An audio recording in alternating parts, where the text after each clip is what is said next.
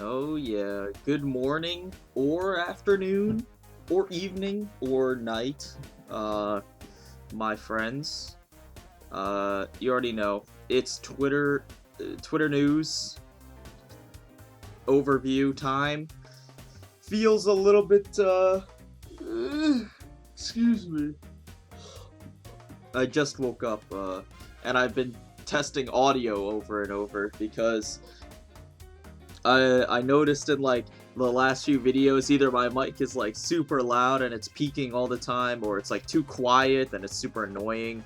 Uh, so I'm trying to adjust the audio settings on my computer again because again, after that one Windows update, it reset all of my settings, and I don't remember what they were. So we're making do. But anyways, uh, yeah, it feels like a little weird making so many videos, dude. Usually I make one every other week, but for the last like 3 weeks in a row now, there's been actually relevant news. Wow, look at that. So looks like looks like we'll have some notes here. I don't know what this is. Uh, Apology to our fans for the inadequate early response after July 25th.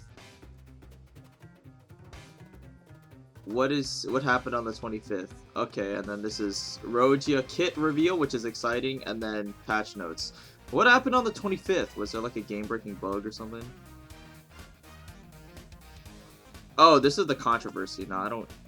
Okay, my 2 cents on the controversy. If you're curious, I don't give a shit, bro. I just play the game. It's not like I'm unaware of the controversy because that's like immature. Okay, there's two mindsets. One of them is I just play the game for the game. I don't care about the company at all. And then you ask them about the controversy. They go la la la la la la. Shut up, shut up. I hate those people because it is important to be aware of what's happening. Uh, outside of the game, but it's not like I'm ignoring it. I just choose not to address it because it's not really productive. So I don't really have an opinion on it. Even though it is important, it's not important for like my experience with the game personally. Like I don't value it for my experience with the game. Like, having an opinion about it or not does not change my it does not change my outlook on the game very much. Uh and it does not change my level of enjoyment from it. It changes my opinion of the company, maybe, but it does not make the game any less or more fun.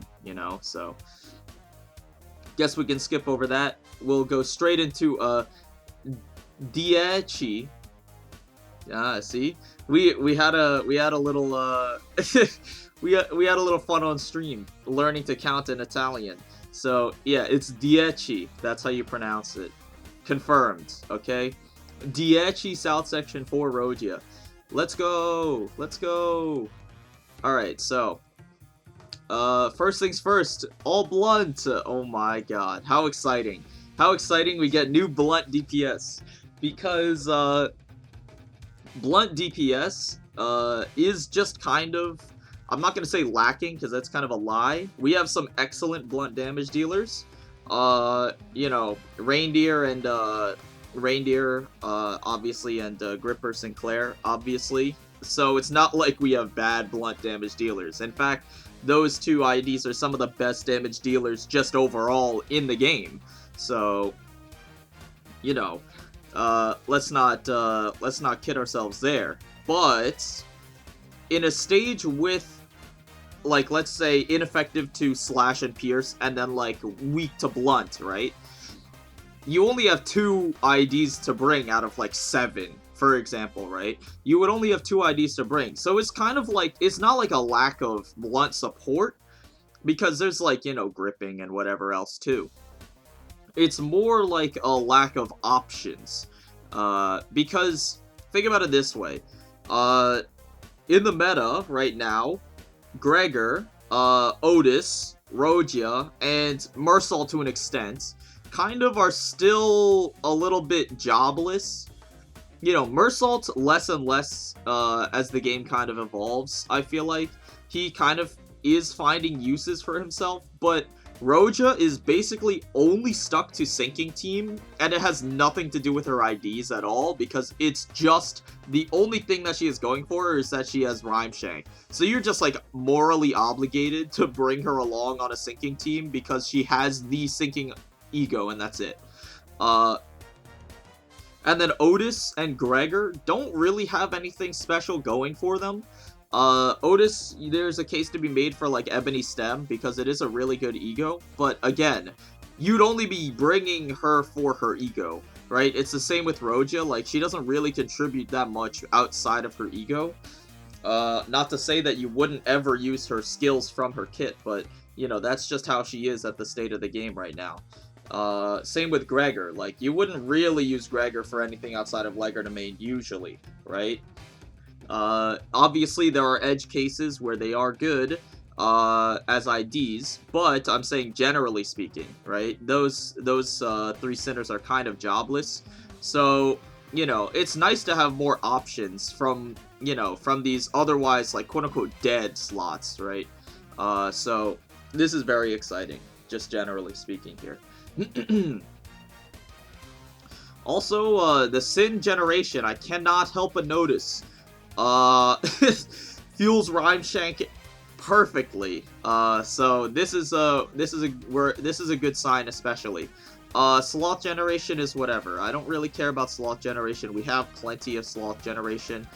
If anything, I would have liked to see it as Wrath, because we are lacking a little bit of Wrath, but that's nitpicking. She has the important Sin generation here, and that's kind of all that matters. I also noticed she has an insane amount of coins for her skills. I mean, you could tell by the trailer she was beating the crap out of that guy, so, you know, I'm not surprised, but that's kind of astounding. So, here we go. Illuminate thy vacuity? I don't know, bro. I'm not, hey. Gain insight by X% of max HP shield if this skill is discarded. So we're back on discard. Very interesting. Again, we have to kind of see how discard works. Most of it's intuitive, but if it's anything like Daring Decision on Otis, we might have to, we might have to do some experimenting to figure out, to decipher Project Moon's hieroglyphics, on the skill descriptions. So, we'll see. I think it'll behoove us to read Insight first, so we can kind of understand the context. So, let's go down here. Insight displays the rank of the last skill discarded by the unit with this effect. Okay, so it's just a counter. It doesn't in itself do anything, but it is a counter by which she can increase her effectiveness, allegedly, like, assumedly. So, like, let's say you discard a skill 2, this would be, you would get 2 insight, right? If you discard a skill 3, somehow, you would gain 3 insight, right? Makes sense. If insight is X or higher, gain coin power by insight minus Y. Okay, I mean, gaining coin power on a multi-coin skill is no slouch, so, you know. But I'm assuming the X is, like, 2. And then insight minus Y would be 1, so it would gain, like, 1 coin power. I'm just assuming, of course, that this is how it's gonna be. Of course, it could be higher numbers, could be lower. But I'm assuming it's like, if insight is 2 or higher, gain coin power by insight minus 1. So it would gain 1 coin power if you have 2 insight, right? It just kind of makes sense that way. On hit, lower user's stagger threshold. Lower user's stagger threshold. So she becomes harder to stagger, I imagine. Again, there's some really weird wording on some of these. Let's go to, our favorite website. Because, okay, I remember there was an inconsistency here with the wording somewhere. This lowers user's stagger threshold by 60%. There was another one. Was it like Mariachi or something? No, this lowers user stagger threshold as well. There was an ID who lowered the stagger threshold besides those two. I don't remember which ID it was. I'm struggling to remember.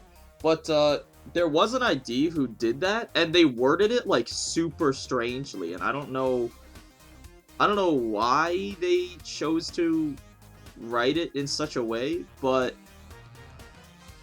it was like super weird, and I'm trying to remember who it was. It might have been Gregor or something. But you know, I'm just making sure I'm keeping them accountable, making sure that they're I'm just making sure they're he doesn't lower stagger threshold. Uh I'm making sure that their wording is consistent because very frequently it is not. I'm sure you understand. So that's good that they're keeping it consistent this time around. So yeah, so this lowers the user stagger threshold, so she becomes harder to stagger. Because there was another description that said, like, you know, so basically the opposite, but it worked exactly the same, which was astounding. I don't know how they managed that. Anyways, Weight of Knowledge, 4 coin skill 2, insane amount of potential damage if the numbers are good. Gain Insight, max HP shield, so she looks kind of like a tank. A little disappointing, I don't think we really care about her being a tank, but honestly, it could be not bad. And I'll tell you why after we're done with this skill. On use, discard lowest skill of the skill of the lowest rank in all of this unit's skill slots. Again, in Railway, it's gonna be 1 skill. In Hard Mirror Dungeon, outside of human battles, it'll be usually 1 skill. So, you know, not super jazzed about the all this unit's skill slots, but you know, whatever. On use, the slot gains aggro, so we are a tank. Okay. If the target has X sinking, gain clash power plus Y. So this doesn't interact with insight at all. Interesting. I mean, it does because of the shield, but again, the shield is like the least of my worries. I'm looking more for like coin power, like that's juicy. 4th coin on hit inflicts sinking. Okay. Sure. So it's like a sinking support? For like a tanky sinking support? I'd be okay with this. Because, I'll tell you why. Because her main DPS tool does not need to be in her kit. Again, the main DPS tool for Rodya is Rhyme Shank. That's like the only thing that's carrying her right now. And it's carrying her really, really damn hard. So, when you consider that her main DPS tool is not in her kit, she doesn't need to have good damage in her kit. It would be nice if she did, so that you could splash her outside of a sinking team. For example, but she does not need to have good damage in her kit. So it's actually fine that she's tanky, because then she can kind of fill 2 roles. She can tank kind of consistently, it looks like, with shielding and aggro. And then when she needs to flip the switch and start doing damage, she can throw out the ego whenever she wants, right? So honestly, the tank approach is not the worst thing in the world. Again, I would prefer if she wasn't, because tanks just historically do perform worse than DPS in most situations. But I think this is probably one of the better ways to execute a tank, just because her ego carries her entire DPS side of her character. So she kind of can get away with being a tank because she won't really lose on DPS compared to any other ID, right? Like, the difference in damage between Rose Spanner with Rhyme Shank and this with Rhyme Shank is not going to be that significant because both of them do, like, I'm assuming this is going to do decent damage. I mean, look at how many coins she has. She's going to do decent damage at least, right? Hopefully. But the majority of their damage is in Rhyme Shank either way. So having better base stats, like base defense level and health and stagger threshold, is probably just better. Hopefully her speed is not crippled, so that she can use Rhyme Shank faster than Spice Bush consistently. That's like the one thing I'm concerned about, because tanks usually have low speed. The exception would be Mersault. And actually, Zwei Gregor also has, like, good speed. I guess. He has really good speed as well. But besides those two, tanks generally have, like, kind of low speed. Or not necessarily explicitly tanks, but people who you would want to be tanking, like She-Section Ishmael, She-Section Heathcliff, you know, IDs that you would want to tank damage on it. I'm including in that category, right, as a tank. So, that seems fine. Excruciating Study, 4 coins, skill 3.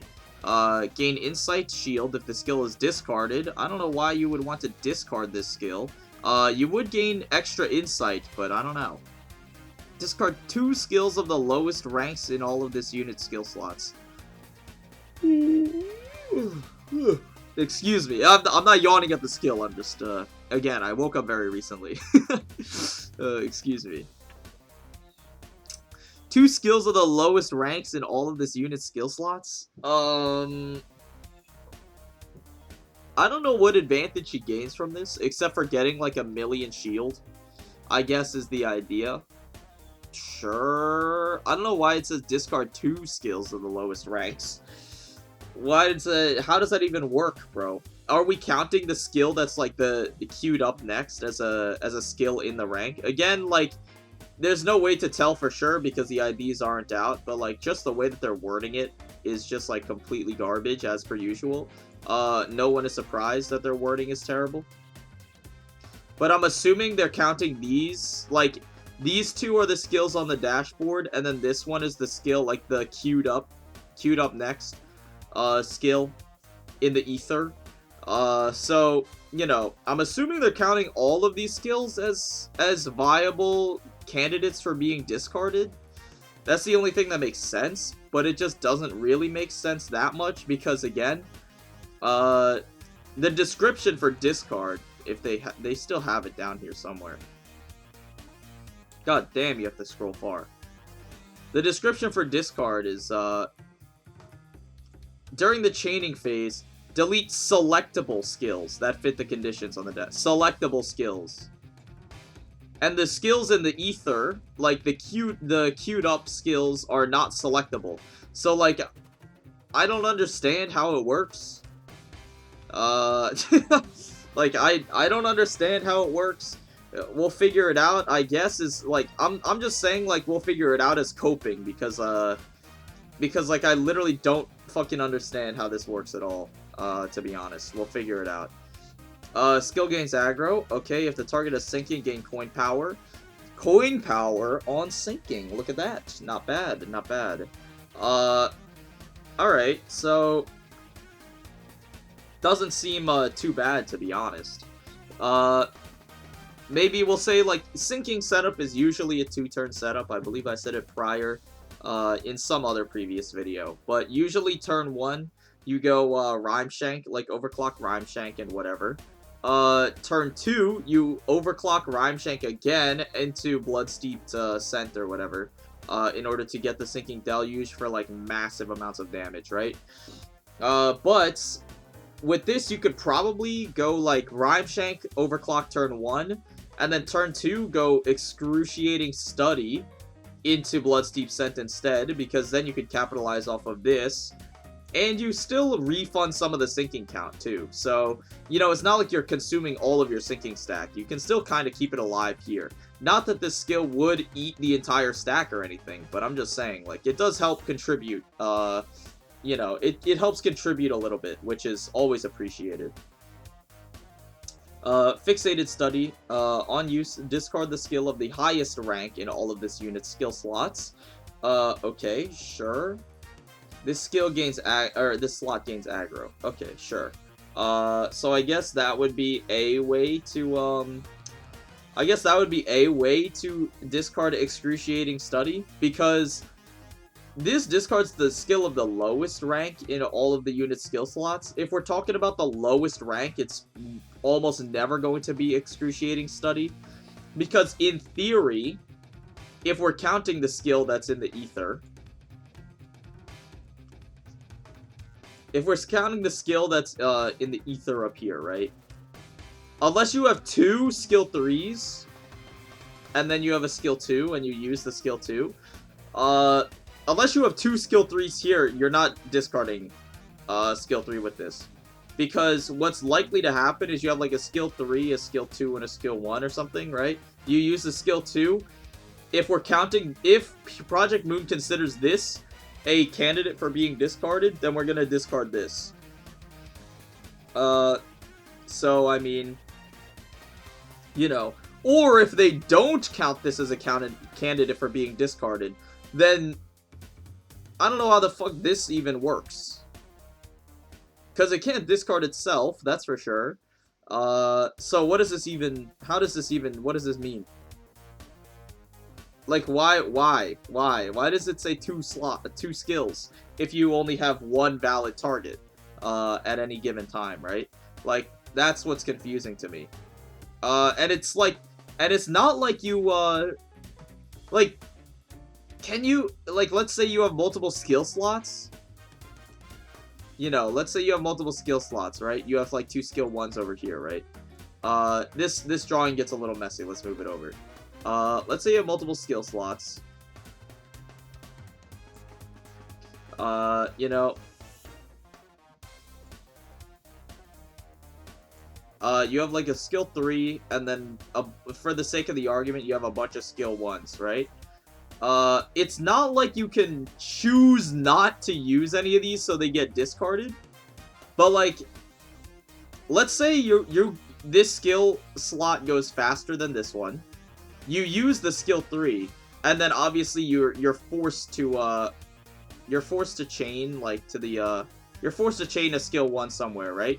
So you're forced to chain a skill 1, into, you know, whatever other chain whatever other skills you're building, right? But you're forced to chain a skill 1. If you use the skill 3 first, does it just discard the skill 1 and you don't use it? Because I'm assuming it doesn't, because that would be kind of stupid. I'm assuming it doesn't discard the skill that you've already chained, so that means that the only candidates for discarding are this skill and this skill. So when it says discard 2 skills of the lowest ranks in all of this unit slots, again, it's not like you can choose not to slot this skill, so you would discard 2 on this. You literally have to slot a skill here. So either, the only way that this could work, right? The only way that this could work, and make any sense, is either if this interaction discards both of these skills, and you just don't use the skill 1, because that would be 2 skills of the lowest rank, so that makes sense. Like, hypothetically speaking, that would be a way that it would make sense to put 2 skills. Like, the question I'm trying to ask is, like, why do they need to specify 2 skills, right? One of the reasons is because of this interaction, maybe. I doubt it, but it could be a possibility where, like, you know, this skill moves first, and because it specifies discard 2 skills, it discards the skill that you queued up and you don't even get to use it, which would be terrible. I don't know why you would ever do that. Or, it would work like this, where it does count the, skill that's coming up in the ether, wherever. Like, let's say this is, you know, more skill 1s for the sake of the argument. So you would go here, you know, the same chain, right? It would discard 2 skills of the lowest ranks in all of the slots, so you would go -1, -2, and then -1, -2.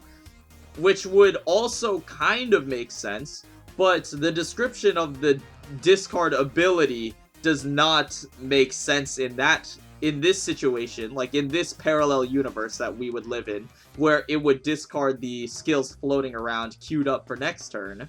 It would not make sense, and it would be inconsistent with the description of the discard ability itself. Because the discard ability clearly states that they have to be selectable skills. Which is just like... Huh? Like, okay, let's just make sure we're reading this correctly together. During the chaining phase, delete selectable skills. So, they have to be selectable during the chaining phase.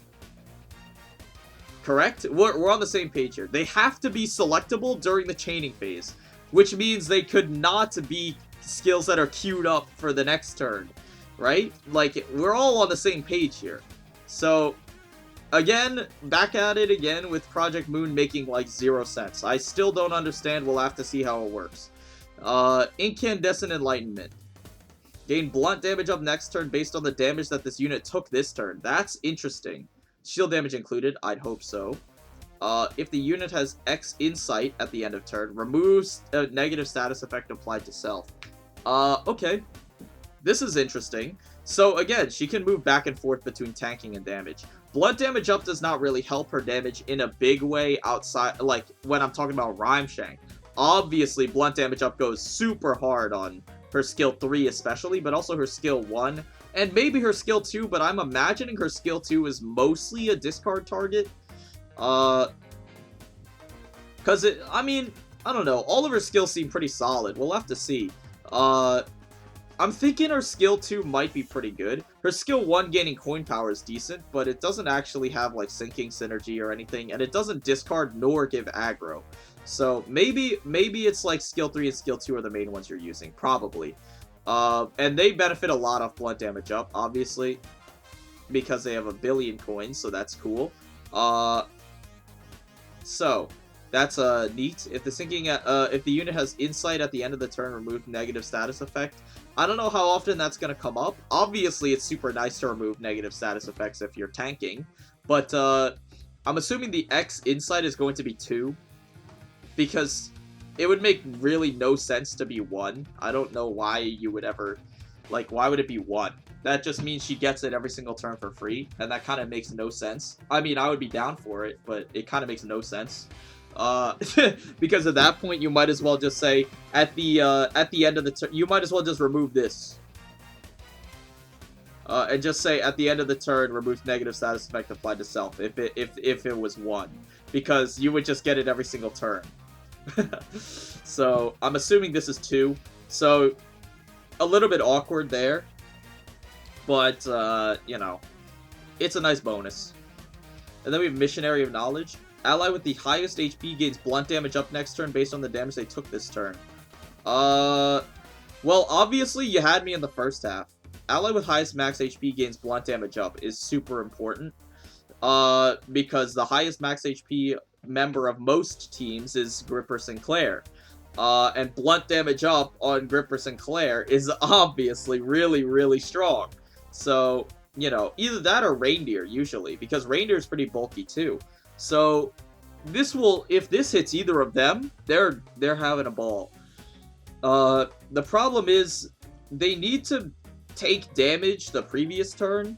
So, if, like, they would need to take damage the previous turn, which is not the most consistent thing. It's not impossible, to set up.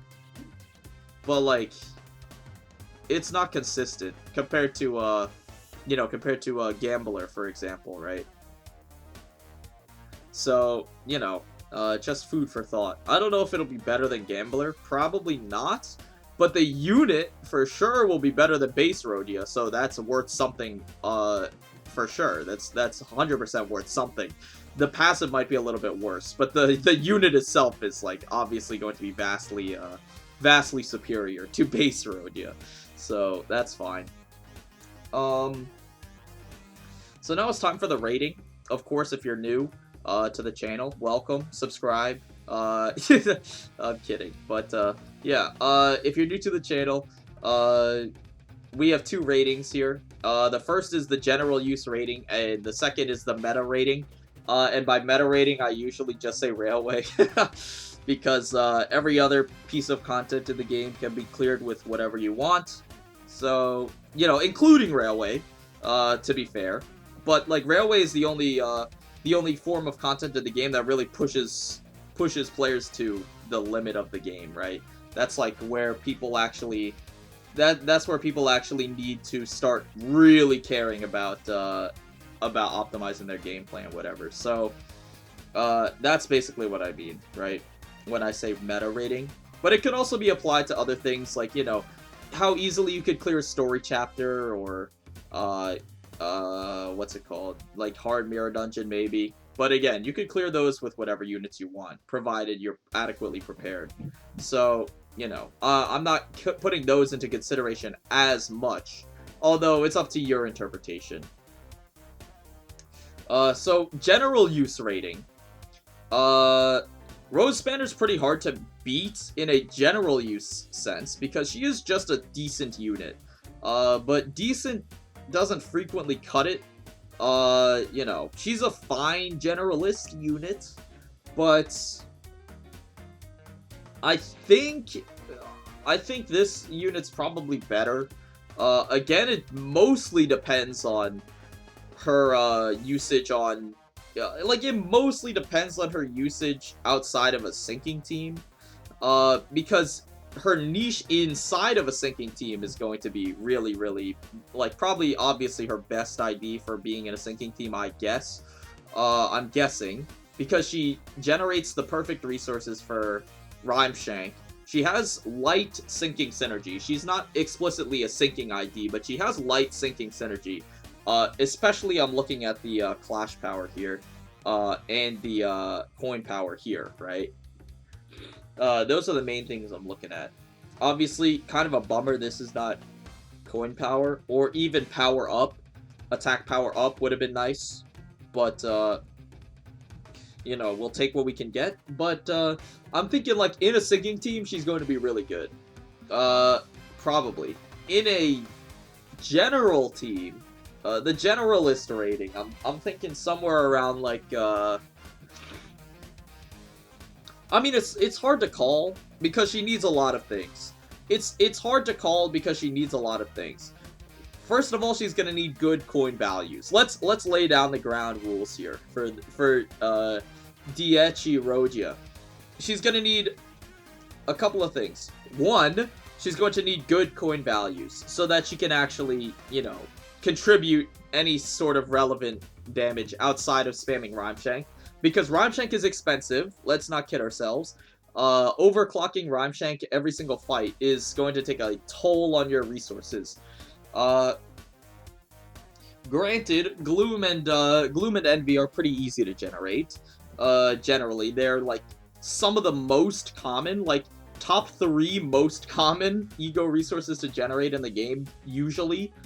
Include Gloom and Envy in some capacity, so it's not like you're gonna be missing out on these resources, but a lot of other egos use either Gloom or Envy or both, so it's not like you're not gonna be spending it either, so it does add up, overclocking Rhyme Shank over and over again.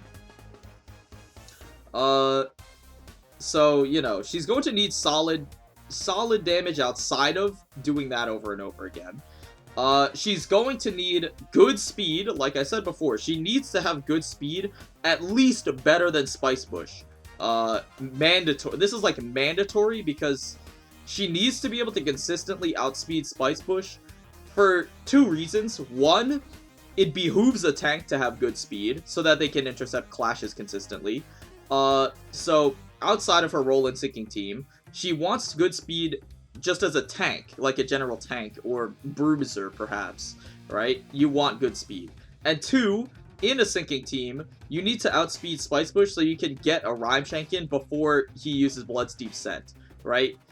So, that's like number 2. She needs good coin power, number 1, and she needs good speed, number 2. After that, we're looking at slightly minor things. We need to have good resistances, preferably, let's go here. Preferably, again, ineffective to blunt is the main thing we're looking at, because all of our meta IDs, I'll just pull up, Dawn as an example, right? Because all of our meta IDs, are fatal to blunt for the most part, besides explicitly, Gripper Faust. Gripper Sinclair is, I believe, normal to blunt, so that's something. No, he's ineffective as well, which is cool. And, Reindeer Ishmael, right? These are our, like, pseudo-tanks in, like, most meta teams, right? Those are our pseudo-tanks. Whether or not you go out of your way to include a tank is your own decision, of course. But, you know, those are generally the pseudo-tanks, because they can tank the hits that nobody else wants to tank. Because besides them, pretty much every other ID in a meta team is fatal to blunt. So they can tank every other hit, kind of, besides blunt hits. So you know, those are generally our pseudo tanks. If you want a tank, you kind of want them to fill that same niche where they're ineffective to blunt.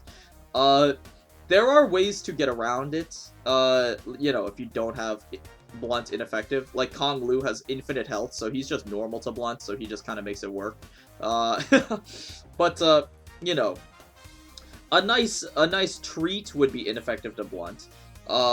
Otherwise, ineffective to slash would be pretty nice, too. Ineffective to pierce would be pretty useless, though, because most of the meta IDs are kind of already ineffective to pierce. They can tank piercing attacks, no problem, generally. But, you know, I'd say ineffective to blunt would be best case scenario.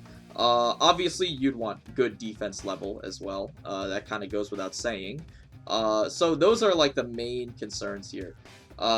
You want, besides, like, good health and stagger threshold, like, those are a given for a tank, right? Like, those kind of get lumped in with good defense level. Like, if you're a tank, it's kind of a given that you want good defense level, good health, and, like, low stagger thresholds to begin with, right? Like, the old 50% health, 1 stagger threshold Andy, or, like, 2 stagger threshold Andy, kind of, but 50% health, right? Stagger threshold, and good HP. So, as a recap, we want, there's a lot of things that are depending on her numbers, right? We want good coin values, like at least passable, for 1. We want, number 2, good speed, for 2 different reasons, right? Her tanking role requires good speed, and her sinking support requires good speed. So, we want 2, good speed. And then 3, we want good resistances. Does not have to be stellar. Again, best case scenario would be ineffective to blunt, but ineffective to slash would be okay too. Would be fine. As long as she's not fatal to blunt. Like, all she has to do is not be fatal to blunt, because otherwise it's just, like, redundant. Otherwise it's just redundant, because your tank is fatal to all the things that your IDs want to be shielded from. So, like, it just is, there's no point in bringing her. So she needs to be bare minimum not fatal to blunt, preferably ineffective to blunt. And then number, what was that, number 3? So number 4, no, that's like, number 1 is coin power, number 2 is speed, number 3 is resistance. So yeah, number 4 is the miscellaneous tank stats, you know, good values on her health, good values on her defense level, and good value on her stagger bars, right? So there's a lot of things that kind of we can't tell just based on the kit. So for that reason, I'm gonna rate her a little conservatively. She seems like a fair generalist. I don't think she will be a better generalist than Rose Spanner. You know, we'll say outside of a sinking team, just her kit alone. I'm not rating her based on any, you know, any specific strategies or anything. Just generally in a vacuum, I'd say her general rating is probably going to be around a, it's probably going to be around a 5 or a 6. I'll say like a 6. She seems fine, but again, she's a tank primarily, and a sinking support second, so you do need to run a little bit of extra sinking with her, which is no problem, because the sinking IDs are good, but it is worth noting, you know, it is worth noting, so I'm not going to brush over it. You do need to run some sinking IDs with her. Good thing the sinking IDs are not bad. So, you know, that's fine. I'll give her about a 6, I'll say, because there's a lot hinging on her numbers. I can't rate her in good faith anything higher than that. Meta rating, well, our current meta options, we'll say, are base Rodya and Rose Spanner. Let's just brush off Rose Spanner. I don't think she's really that good. I'd say probably you would just use base, and then if you need Rhyme Shank in a stage for whatever reason, you would just bring base Rodya in to use Rhyme Shank. I don't think you would really use Rose Spanner, for anything in particular. I mean, she's not a bad ID, again. You know, they're kind of like 50-50, and the railway meta isn't solved yet, so we'll figure it out when we get there. But for now, I'll say this ID is probably better than base and Rose Spanner in a meta team, because the meta team is, you know, always run Spice Bush, no matter what anyway, right? And they sometimes, it depends on your preference, you usually see Reindeer or Mole or Sinclair. Both of them are about fine. I'd say Reindeer personally is a little bit better. But Molar is pretty good. So Roja would fit into that team comp like a glove. She would slot in very easily. And if you need to in a meta team, right? Like we'll say Charge Team is the meta team. By far and away, probably the most effective team, right? But if you need to slot in an extra sinking engine, like if you need to pivot on a specific railway stage to a sinking strategy, it would cost very little in terms of team building opportunity cost, right? Because you would bring Spice Bush, you would bring either Molar or Reindeer. Reindeer has some very light sinking synergy, so I guess that kind of helps. And then you would just bring Roja. And she has a good ID for capitalizing on sinking. So if you're on the meta team, you could very, very easily pivot to a sinking strategy for just one stage and then swap her back out after. And that would be really, really strong, I think. So for that reason, I think meta-wise, she's probably going to be the best Roja ID. I'd say, you know, meta rating is going to be like an 8 out of 10. Probably. Because her other options in Railway are not fantastic. They're fine. But this really opens up, you know, this really opens up the doors for new strategies, because now you can start pivoting, slotting in and out a sinking core into your team depending on the stage. You know, let's say I need sinking on this stage in particular. You can just slot in Roja, and she'll do a pretty good job compared to, you know, Rose Banner does like slightly average and you're just bringing her for Rhyme Shank. Or like, you know, base Roja does like pretty terribly, but her support passive is fine, and she can use Rhyme Shank, so that's already, like, good enough. But now we have an ID that kind of cares about sinking, and they actually have coin power based on sinking, and it's on a 4-coin skill, so you actually gain a lot of advantage from running her explicitly in a sinking strategy.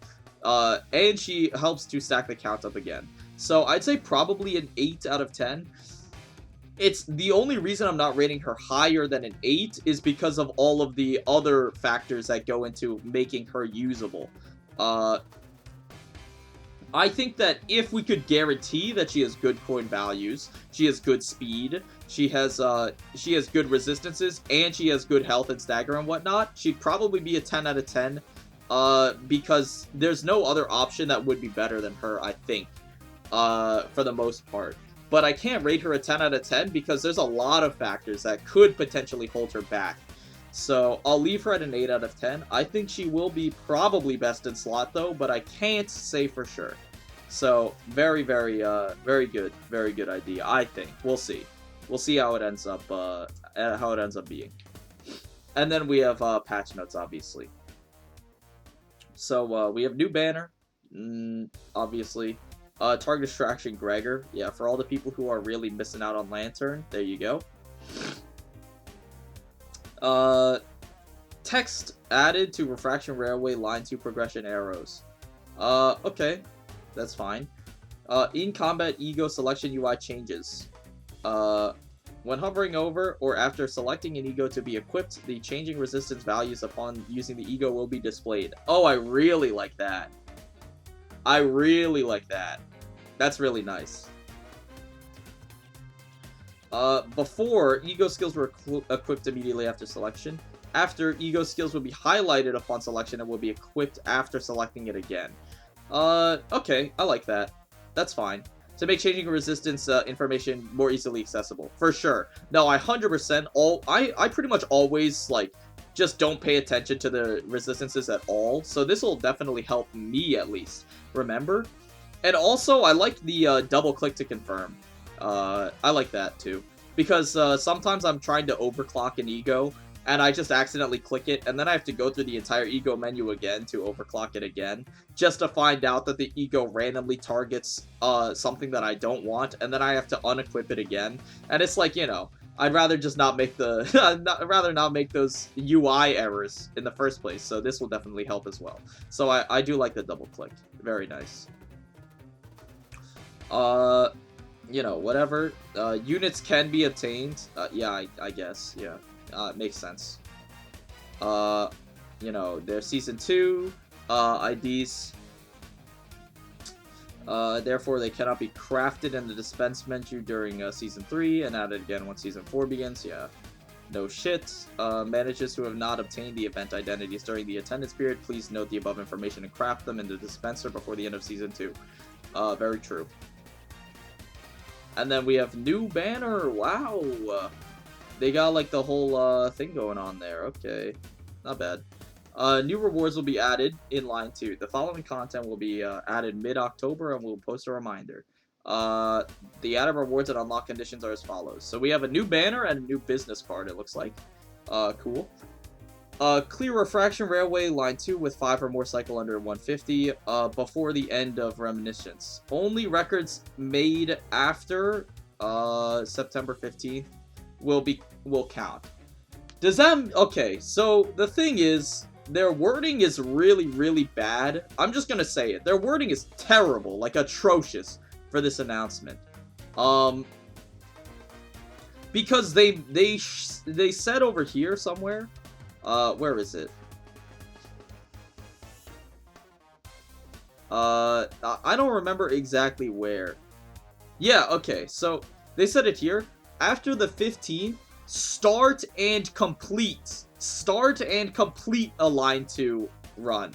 So, like for example, my run, start and complete, right? So my run, I started on the day of the launch, right? But I completed it, I completed it after this time, right? I completed it after the 15th, you know, at 2015 KST or whatever, right? I completed it after. I'm assuming I will not get the banner. As of this notification, I am assuming I'm not getting the banner because I did not start the run. I did not start and complete the run. Because I started it early, right? I completed it after the event time. After the designated time. But I started it early. So I'm assuming I would not get the banner from this announcement, right? But now they go back and change their wording. Oh my god, that's a lot of bug fixes. What the hell? But yeah, here. Now they go back and change their wording. Clear line 2 with 5 or more cycle counts under 150 total turns. Before the end of Season 2. Only records made after the 15th, whatever, the same time will count. When you look at the record in-game, the record tells you that you finished the run on the 15th. That's what the record of the run says, right? That is the record of the run. It says the time of completion, not the time of starting. So now what I'm assuming is I'm going to get the banner without having to do another run, even though I did not start and complete the run. Which is just like, dude, at least be consistent about it, man. Like, you're gonna drive me insane. Am I going to get the banner or not, man? Like, Jesus. Bro, please. Okay, so, new business card. Clear line 2 with 5 or more before the end of Season 2. The same thing here. Will I get the business card or do I have to run a new run? Like, I don't mind having to run a new run, but I'm just saying, like, some people might. A significant amount of the player base actually might. Because there's already a lot of people who are like, yeah, I'm just getting it done and then I'm just never playing it again. Which is a shame, because it's, like, the best game mode in the game, personally. You know, I have my opinion, of course. But, you know, there's gonna be a lot of people who don't run this again. And, that is important distinction to make for them. I think, you know, because I'm obviously definitely gonna run Railway at least one more time before the end of Season 2, let's be real. But, you know, it's just important to know, and it just kind of pisses me off that their wording is just constantly inconsistent. It just pisses me off, bro. I don't know. Like, how is it so hard, bro? Then we got bug fixes. Let's blast through these because these are kind of boring usually. You know, fix an issue where on the mobile version, sound effects, yeah, okay, whatever. Fix an issue where W-Port for Ryoshu. Yeah, charge barrier. People using charge barrier? Really? Okay. Fix an issue with the application of blunt power up in Kleinhammer, bugger. Before gain blunt power up was, applied as gain blunt damage up. Yeah, that's pretty damn important to fix. Blunt damage up is just way worse than blunt power up, usually. So yeah, okay. Added Season 2 event marker to Molar. Yeah, okay, sure. Fix an issue where if a center with a higher speed takes a targeted center whose speed is lower than the targeting enemy's speed, the targeted center is unable to clash against the skill again. Oh! That's it. That was a bug? Wait, that was a bug? This is actually so big. In case you don't understand exactly what this means, let's say you have a guy, right? Let's say you have a guy, he has like 3 speed, right? I'm drawing a box as the, you know what, just to make it a little more consistent, we could always draw a hexagon, right? Let's say he has 3 speed. We have another guy. It would probably be better to draw it on the left side, you know? Okay, whatever. But, yeah, we have another guy. And he's got, like, 2 speed, right? Let's say we have an Abno over here. You know, whatever. You know, he's gonna be a guy, but he's an Abno, trust me. And he has a skill. And this is, like, also 2 speed, right? Let's say this is also 2 speed. This Abno is targeting, this guy, right? And you want to clash again, you know. Let's say this Abno is targeting this guy. And you want to clash with this guy into this Abno, right? If you intercept this clash with this guy, the Abno will obviously swap this arrow over here and target him, right? So let's get rid of that arrow. Let's say we'll do it like this, right? You're clashing over here, the Abno will clash back with this guy, right? And now this attack will go unopposed, right? Which is, like, really, annoying, but it's, I assumed it was intended. But let's say you don't want to clash with the Mr. 3 speed, and you do want to clash with Mr. 2 speed, right? Now all of a sudden you can't, because you rolled lower than speed, even though you were the initial target, you know? Even though you were the initial target, you can't clash, right? Which, you know, I assumed it was intended, but apparently not. So now what will happen is you can do an unopposed attack here and still clash with this, with the lower speed center. I'm assuming that's what this says. Fix an issue where if a center with a higher speed takes a targeted center whose speed is lower than the targeting enemy speed, the targeted center is unable to clash against that skill again. You know what? Okay, well, this doesn't change the example at all, but let's just make it simpler. What if you have, like, 1 speed? There you go. Alright, so let's say you have 1 speed. This doesn't change the example at all, but we'll make it extremely simple for the sake of, staying as true to the claim as possible. So now you have lower speed than the Abno. The Abno targets you, right? Same thing happens. I'm assuming, that's what that says. And this is a really big combat change, actually. I don't know why this is a bug fix, because I was assuming it was not bugged. It did not work like this in Library of Ruina, either. Which is just really weird, but I mean, I'm all for it, if that's what that means. I don't know what else this could mean besides that, because, again, Project Moon is just dog water at English. So, I cannot fathom what this could mean besides that scenario.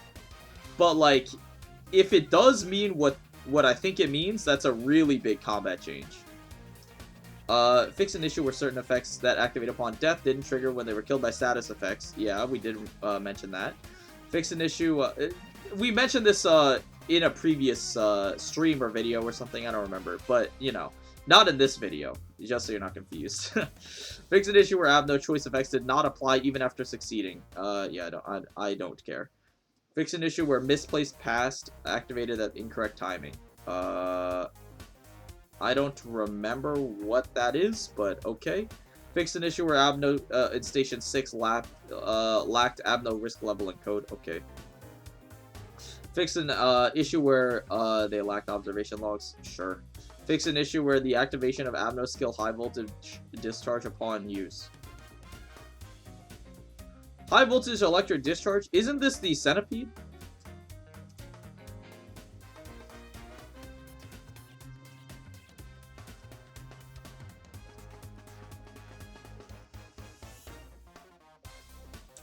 On use. Spend all charge. I don't think this really matters.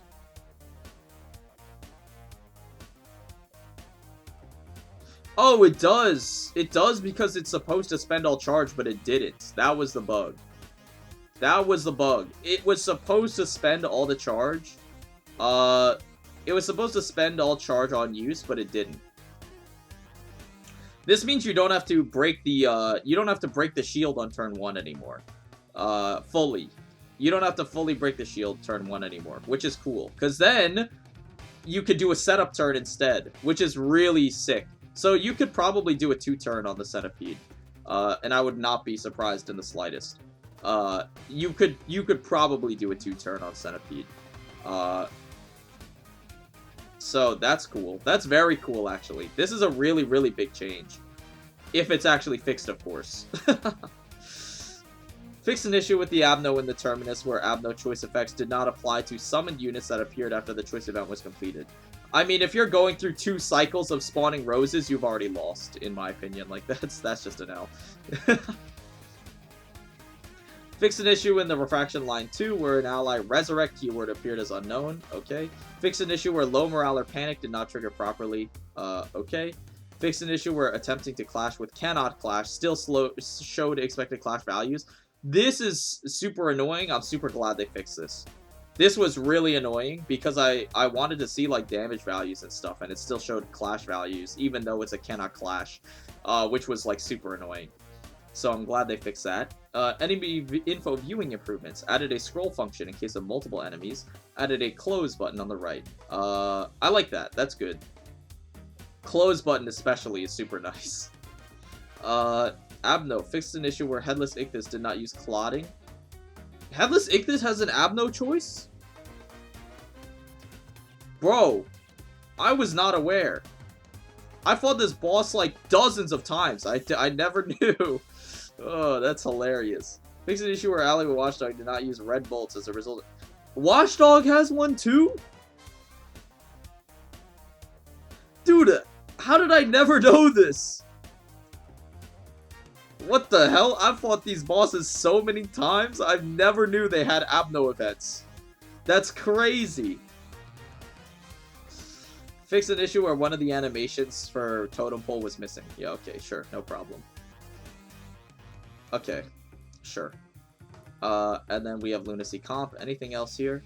Questions about entity behind PM User Association? What? What is this?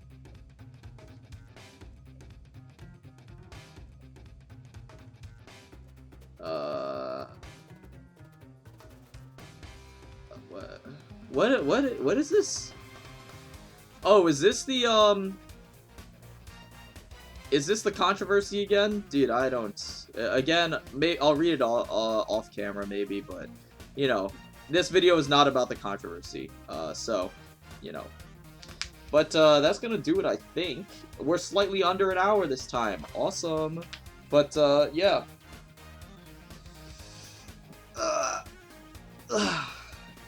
Got a good stretching. So, you know, new controversy news for all the people who care. New Rodya seems pretty solid. Very exciting. And then the patch notes, surprisingly, the bug fixes were really good.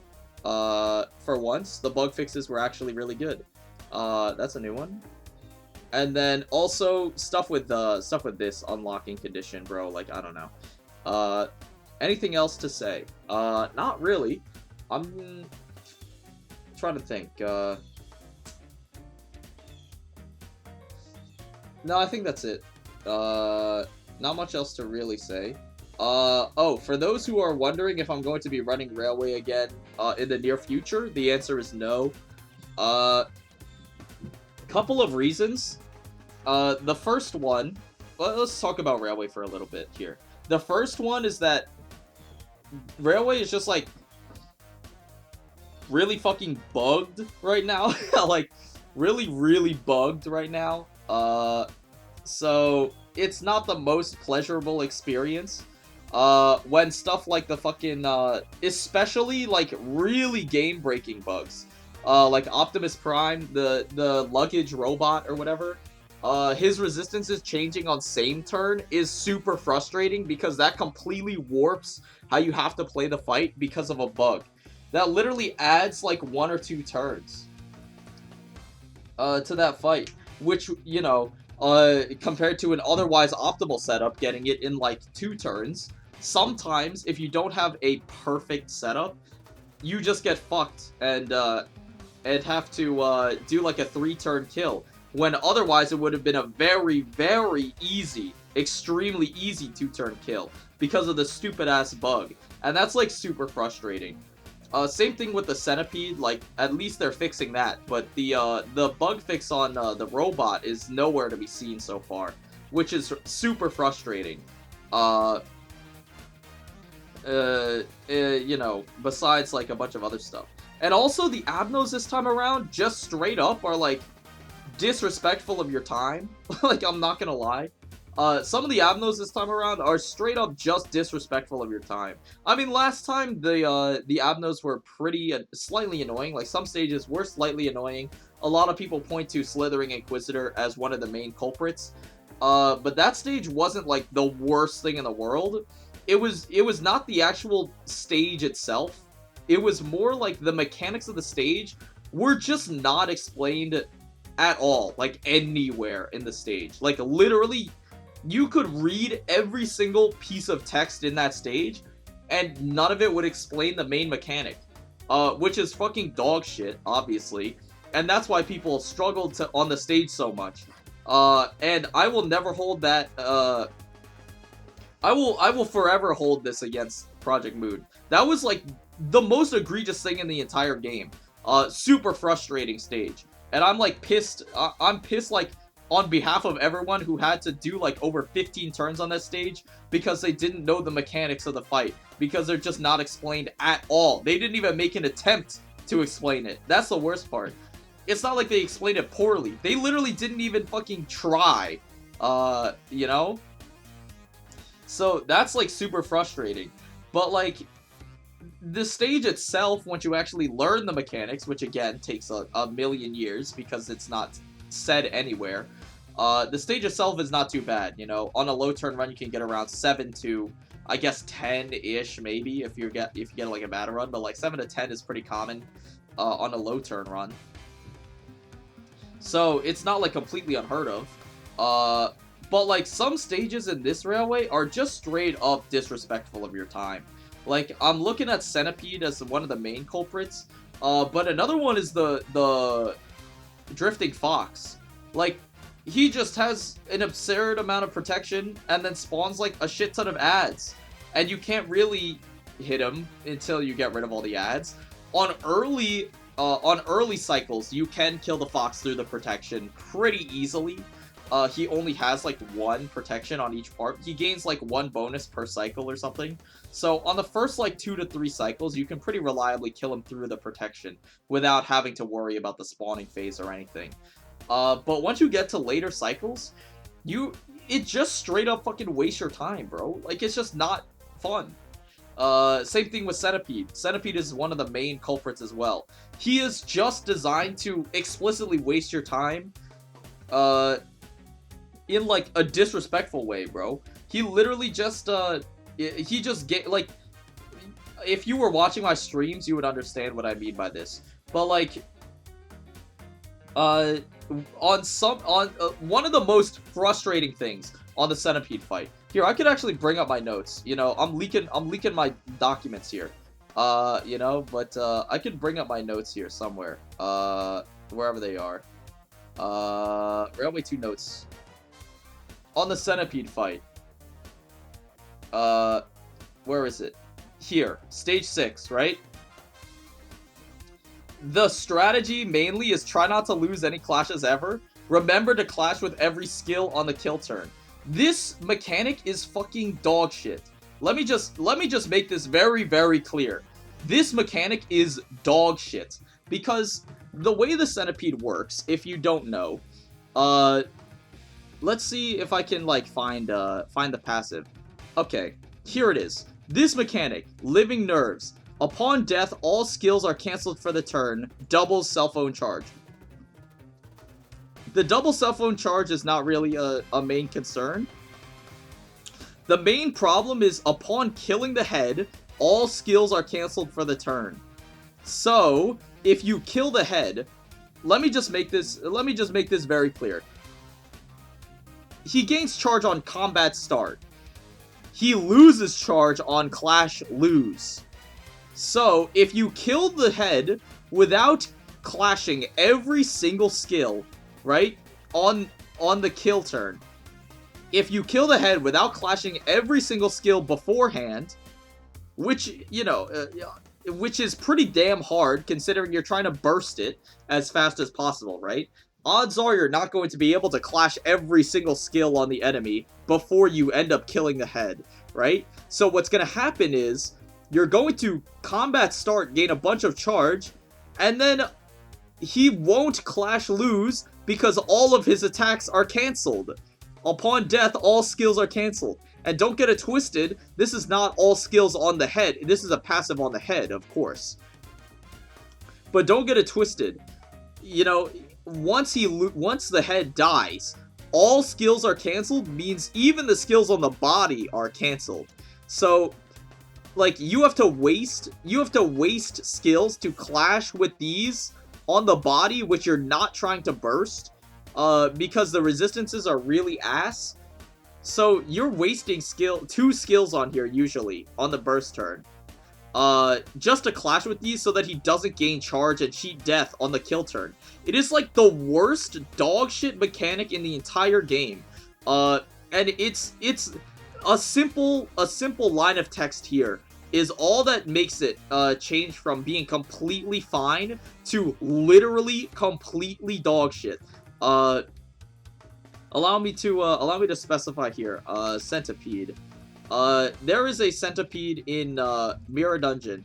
The main difference is that this centipede, the normal one, is on use, right? So if all of his skills were to get cancelled, you know, if all of his skills were to get cancelled, right, he would not use these skills, right? He would not use these attacks, in order to gain the charge. So when you cancel his attacks, he would not have charge. So you would be rewarded for keeping him off of the charge, right? Now, again, it's a little bit different because he gains charge no matter what. So the fight dynamic is a little different. But the idea is still the same, right? Upon death, his skills are canceled. So he does not... If this was on use, he would not randomly gain charge pretty much out of your control completely, which is the most frustrating thing ever. Because once he gains charge, you have to waste upwards of 3 to, like 2 to 3 turns usually. It's like 2 to 3 turns, like, you know, 1 to 3. I'll say 1 to 3, it depends. It depends, on your specific setup. But 1 to 3 turns just wasted for literally no reason. And this is like the most frustrating thing in the entire railway. And it's like straight up just like disrespectful, to be honest. Like personally, I'm disrespected by this mechanic. It just feels like they're spitting in your face, you know? Some of the stages on line 1 felt like they were wasting your time. Is there a way to see the line 1 fights on this, or is it just Refraction 1? Railway Refraction, Refraction Railway 2, it looks like. which is a little upsetting. So I guess I would have to look at like fucking, you know, enemy or something for this, like the K Corp like guys. K Corp Class 3 Excision staff. These guys, right? These are the line 1 guys. At the start of the turn, if the HP is not full, heal to 25%, right? These guys maybe they felt disrespectful to fight against, right? The thing is, they gained Fragile, and they were fatal to Slash, and they had a lot of weaknesses, right? So, there were ways to burst them pretty consistently, actually, in one turn, so they did not ever get the heal. So there was actually, even though it felt a little bit annoying because they would heal, there were very, very obvious ways to play around this mechanic, right? Like Project Moon provided you with ways to get around their regeneration by giving you ample opportunity to burst them, right? So it's kind of a give and take, right? Obviously, casual players who are not looking for one-turn burst setups get punished, but it's not like there did not exist a strategy to get around them. The Shock Centipede is not exactly the same, because once you try to play the game, like, you know, once you try to dare to play the game, if you don't have an ideal turn setup due to RNG, you're just fucked and you lose like 1 to 3 turns for no reason, and it's just straight up disrespectful and frustrating. And I just hate this fight. I think I've talked about this fight for like 15 minutes straight on its own, but like, you know, it just feels like bad design, bro. I don't know. This is obviously the wrong centipede, but yeah, I understand this is the wrong centipede that I'm looking at here, but you get the idea. So I'm taking a break from Railway because of that too, because some of the fights just feel like they are anti-player. Like they just straight up feel like Project Moon is like, oh well, we gave you so much damage, fuck you. Like, what is your problem? Like, at least give us a way to play around it, because if you don't get perfect RNG, you're just screwed. And I mean, that could kind of go for low turning in general, but like it feels especially bad when the enemies are designed in such a way that you literally need a perfect setup to even stand a shadow of a chance to clear it quickly, which is just really frustrating. I don't know. I needed to get that off my chest. Like, not to mention Wayward Passenger is also kind of frustrating with the invincibility phases and whatever, but he is a little manageable. You know, save for whatever inconsistencies, like, you know, when he warps away even though both his arms are broken, like, dude, you fucking lost me, bro, on that one. But like, whatever. I mean, there's just a lot of issues that need fixing as it is, and the Railway is just not as fun as the first one. Even though I'll give them this, they did make every stage more unique and creative than the first Railway. The first Railway, over half of the stages were strictly recycled enemies. Like, the majority of the stages were literally just recycled enemies in the first Railway. So, you know, this one is way more creative. Every single fight is a unique Abno encounter with unique mechanics that you do have to play around, which I think is really cool. Definitely better than, oh, you're on G Corp, just spam blunt. Oh, you're on K Corp, just spam blunt. Oh, you're on N Corp, just spam blunt. Like, you know, it is different for every stage compared to Line 1, where Line 1 was mostly recycled enemies. But like, the enemies themselves in Line 1 were just more fun to like play against. I don't know, they felt more respectful to the player. Where it was like, we'll put up this challenge, but we'll give you ways to overcome the challenge. Again, Slithering Inquisitor. This applies to Slithering Inquisitor, but a lot of people did not know the way to overcome that challenge because it wasn't presented to the player at all. So that's fucked. But there were ways to play around Slithering Inquisitor taking 20 turns. It just was not explained. But, you know, once you learn that, there is ways to play around it. 100%. You know, so those fights felt pretty respectful to the player. You know, the fights were inflated HP and stats and whatever, but they gave us ways to burst down the fights anyway, right? They gave us outs, and it felt like they were actually designed with some thought. These fights, I mean, you can't say they weren't designed with thoughts, because they did fundamentally rework a lot of the Abnos. Again, like, they reworked all of the returning fights from the Chapter 4 dungeon. Centipede works completely differently. A few lines of text change how the fight plays out completely. Same with Drifting Fox, complete rework. Same with the Fairy Gentleman and whatever, complete rework of that fight as well. As well as adding more unique Abnos, because the first line 1 only had 3 new Abno fights. It had Blubbering Toad, KQE, and not So That No One Will My Form Empties, right?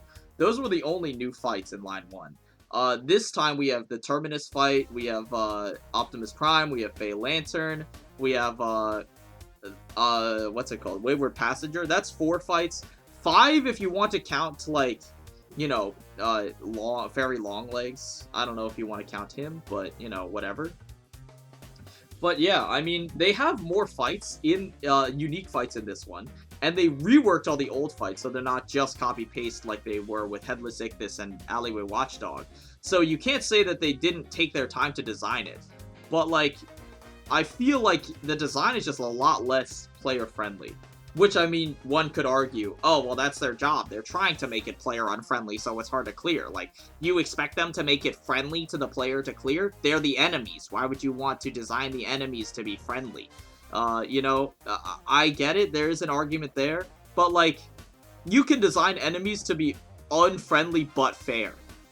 That's, like, the main difference. Like, you know, there should be, you know, it should be hard to clear the enemies, but once you understand a fight's weakness, you know, you should be rewarded for it. Where sometimes it's just like, yeah, well, Centipede hit you once. Say goodbye to 2 turns. Like, fuck me, man. Like, my bad, my speed values were fucked. My bad. I got hit once, now I just waste 2 turns. Or it's like, oh, well, I see your burst setup is really, really good, but you actually killed the enemy too fast, so now you get punished by canceling his attacks and he gains 2 dozen charge. Like, it's just, like, stupid, bro. Like, I don't understand. Same thing with the wolf, or the Drifting Fox. Like, I don't understand. Like, the design is just really annoying on some of the fights, so I'm going to be taking a break from Railway until they, bare minimum, fix the bugs. Maybe once a bunch more IDs come out so I can experiment a little bit more. But until then, I'm not going to be playing it for those reasons. So, yeah. I think that's going to do it for this video. Not much else to be said. I will catch you when I catch you, I suppose. I'll catch you when I catch you. But until then, peace.